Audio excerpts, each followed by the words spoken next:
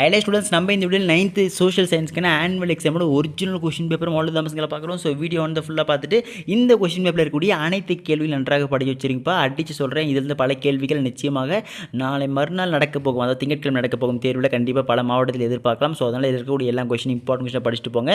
இதே மாதிரி அடுத்த சப்ஜெக்ட்ஸ்க்கான இம்பார்ட்டன்ட் நோட்ஸ் கைட்டில் தொடச்சி நம்ம சேனலில் போகிறோம். ஸோ அதில் ஒன்று விட மிஸ் பண்ண தெரிஞ்சிக்க நீங்கள் இப்போ தான் நம்ம சேனல் ஃபஸ்ட் டைம் பார்க்கக்கூடிய மாணவர்களாக இருக்குன்னா சப்ஸ்கிரைப் பண்ணிட்டு உங்கள் ஃப்ரெண்ட்ஸ்க்கு இதை ஷேர் பண்ணுறேங்க. சரி வாங்க ஸ்டூடெண்ட்ஸ் வீடியோக்குள்ள போய் கொஷின்ஸ் எல்லாம் படிக்கிறேன், நோட் பண்ணி வச்சுங்க. ஒருவேளை இதுக்கு ஆன்சர்ஸ் வேணும் அப்படின்னு நினச்சிங்கன்னா கமெண்ட் செக்ஷனில் ஆன்சர்ஸ்னு கேளுங்க. ஸோ சூஸை பொறுத்த வரைக்கும் பார்த்தீங்கன்னா first one, so பெலோபொனேசிய four days மற்றும் டேஷ் ஆகியோருக்கு இடையே நடைபெற்றது. நெக்ஸ்ட் செகண்ட் ஒன், சங்க காலத்தில் பயன்படுத்தப்பட்ட எழுத்து முறை யாது? தேர்ட் ஒன், நீராவி படகு போக்குவரத்து சேவையை நிறுவியவர் யார்? ஃபோர்த் ஒன், கிருஷ்ணதேவராயர் டேஷின் சமகாலத்தவர். ஃபிஃப்த் ஒன், டேஷ் புவியின் முக்கிய ஆற்றல் மூலமாகும். சிக்ஸ்த் ஒன், பாறை குழம்பு காணப்படும் அடுக்கு டேஷ் ஆகும். செவன்த் ஒன், உலகிலேயே மிகப்பெரிய மக்களாட்சி கொண்ட நாடு எது? எய்த் ஒன், பல்வேறு அரசியல் கட்சிகளை தேசிய கட்சியாகவோ அல்லது மாநில கட்சியாகவோ அங்கீகரிப்பது டேஷ் ஆகும். நெக்ஸ்ட் நைன்த் ஒன்பா, மலைக்காடுகள் பல்லுயிர் தொகுதி அதிக அளவு விவசாயத்திற்கு பயன்படுத்த இயலாததற்கு காரணம் டேஷ் ஆகும். டென்த் ஒன், உலக அமைவிடத்தை கண்டறியும் தொகுதியில் ஜிபிஎஸ் பயன்படுத்தப்படும் செயற்கைக்கோள்கள் டேஷ். 11th ஒன், இந்திய ரிசர்வ் வங்கியின் தலைமையிடம் எங்கு உள்ளது? 12th ஒன், டேஷ் காலத்தில் இருந்த உள்ளாட்சி அமைப்பு பற்றி உத்திரமேரு கல்வெட்டு தெரிவிக்கிறது. 13th ஒன், மூன்றாம் துறையில் அடங்குவது டேஷ் ஆகும். 14th ஒன், ஏழை மக்கள் இடப்பெயர்வை மேற்கொள்வது டேஷ். ஓகேங்களா? ஓகே ஸ்டூடெண்ட்ஸ், ஸோ இதுக்கப்புறம் பகுதி 2பா. ஸோ 2 மார்க்ஸ் பார்க்க முன்னாடி நம்ம பசங்களுக்கு ஒரு முக்கியமான சந்தேகம் வரும், அதை மட்டும் கிளியர் பண்ணிடுறேன். அதாவது சார் எங்களுக்கு எக்ஸாம் நடக்க போது, அதன் காரணமாக இந்த ஒரு வினாத்தாள் இந்த ஒரு கொஸ்டின் பேப்பர் மட்டும் படிச்சுட்டு போனால் போதுமா அப்படின்னு பாதி பேர் சந்தேகம் வரும். தெளிவாக சொல்லிடுறேன். ஒவ்வொரு மாவட்டத்திற்கும் நம் தமிழகத்தில் ஒவ்வொரு விதமான கொஸ்டின் பேப்பரானது மாவட்ட வாரியாக வேறுபடும். அதனால் நிச்சயமாக இந்த கொஸ்டின் பேப்பரிலிருந்து பல கேள்விகள் முதல் சில கேள்விகள் நிச்சயமாக நடக்க போகும் உங்கள் கொஸ்டின் மாவட்டத்தில் கேட்கப்பட வாய்ப்பு இருக்குது. ஸோ அதனால் இந்த கொஸ்டின் பேப்பரை வெரி இம்பார்ட்டன்ட் கொஸ்டின் பேப்பராக வச்சுட்டு இதில் இருக்கக்கூடிய அனைத்து கேள்விகளுமே மிக முக்கியமான கேள்வி, இம்பார்ட்டன்ட் கொஸ்டினை படிச்சுட்டு போங்க. இதிலிருந்து பல கேள்விகள் எதிர்பார்க்கலாம். சரிங்களா? ஸோ இப்போ 11th ஒன் பாஸ். ஸோ 2 மார்க்ஸை பொறுத்த வரைக்கும் பார்த்தீங்கன்னா, ஸோ இனி 19 எழுதினா போதும், இனி 10 எழுதினா போதும். கொஸ்டின் நம்பர் 19 வந்து கம்பல்சரி. சரிங்களா? 15th ஒன்னை பொறுத்த வரைக்கும் இடைக்காலத்தில் நிலைப்பிரபுத்துவம் எவ்வாறு அமைக்கப்பட்டிருந்தது, very important. Next 16th one, ஹம்முராபியின் சட்டம் முக்கியமான சட்ட ஆவணமாகும், விவரி. 18th ஒன், இணையானம் மற்றும் மகயானம் பற்றிய குறிப்பு வரைக. 18th ஒன், கடல் நீரோட்டங்களை தோற்றுவிக்கும் காரணிகள் யாவை? 19th ஒன், உயிரின சிதைவு என்றால் என்ன? நெக்ஸ்ட் 20பா, மத எதிர் சீர்திருத்தம் பற்றி ஒரு குறிப்பு வரைக. 21, பேரிடர் முதன்மை மீட்பு குழு என்பவர் யார்? 22, மக்கள் அடர்த்தி என்றால் என்ன? 23, அடிப்படை உரிமைகள் யாவை, வெரி இம்பார்ட்டன்ட்.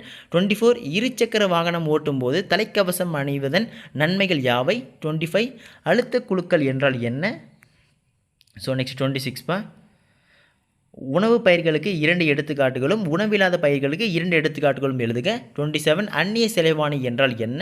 28, கர்னல் பென்னிக்விக் பற்றி சிறு குறிப்பு எழுதுக, வெரி இம்பார்ட்டன்ட். ஸோ இதுக்கப்புறம் நெக்ஸ்ட் பகுதி 2 5 மார்க்ஸ் கேள்வியை பொறுத்த வரைக்கும் எவைன்னு பற்றி அட்டன் பண்ணால் போதும். வினா எண் 36 மட்டும் கம்பல்சரி கொஷின், அதாவது கட்டாய வினாவாக இருக்கக்கூடிய கேள்விகள். நெக்ஸ்ட் 29பா, மங்கோலியர்கள் என்பவர் யார்? அவர்கள் சீனாவை எவ்வாறு ஆட்சி செய்தனர், வெரி இம்பார்ட்டன்ட். 30, தமிழக வரலாற்றில் சோழர்களின் காலம் ஒரு உன்னத காலம், விளக்கவும். 31, கோடிட்ட இடங்கள் நிரப்பகப்பா. கிரேக்கர்கள் டேஷ் என்ற இடத்தில் பார்சிகர்களை தோற்கடித்தனர். நெக்ஸ்ட், இந்தியாவின் மேற்கு கடற்கரைக்கு வந்த ஐரோப்பியர் டேஷ் ஆகும். நெக்ஸ்ட், மிக பரந்த புவி சூழ்நிலை மண்டலத்தை டேஷ் என்கிறோம். அப்புறம் சுதந்திர இந்தியாவின் முதல் பிரதமர் டேஷ் ஆவார். நிலத்தடி நீர் என்பது டேஷ் வளங்களின் ஒரு எடுத்துக்காட்டு ஆகும். ஓகேங்களா? ஸோ இதில் படித்து வச்சுருங்க. நெக்ஸ்ட் 32வது கேள்வி, நிலநடுக்கத்தின் போது கட்டிடத்திற்குள் இருந்தால் நீங்கள் என்ன செய்வீர்கள்? 33, மனிதர்களின் வரலாறு பூமியின் வரலாற்றுடன் நெருங்கிய தொடர்புடையது, தெளிவுபடுத்துக. 34, வானிலை சிதைவு என்றால் என்ன, வகைப்படுத்துக. 35, கண்டத்திட்டு மற்றும் கண்ட சரிவு பற்றி குறிப்பு வரைக. நெக்ஸ்ட், ஒற்றையாட்சி முறையின் நிறைகளை விவரி. 37, மக்களாட்சியில் உள்ள சவால்கள் யாவை? 38, வேறுபடுத்துகப்பா. டிஃப்ரென்ஷியேட்டில் பொறுத்த வரைக்கும் வானிலை மற்றும் காலநிலை, இயற் சிதைவு மற்றும் வேதியியல் சிதைவு. காரணம் கியூரிசன்ஸில் கண்டத்திட்டுகள் சிறந்த மீன்பிடி தலங்களாகும் ஏன்? ஓகேங்களா? ஸோ அதை கேட்டிருக்கேன், பார்த்து வச்சுங்க. Very very important. 39 இந்திய ரிசர்வ் வங்கியின் பணிகளை விவரி. 40 தமிழகத்தின் நீர் ஆதாரம் பற்றி சிறுகுறிப்பு வரைக்க. 41 புதுப்பிக்கத்தக்க வளங்கள் மற்றும் புதுப்பிக்கத்தகாத வளங்கள் வேறுபடுத்துக.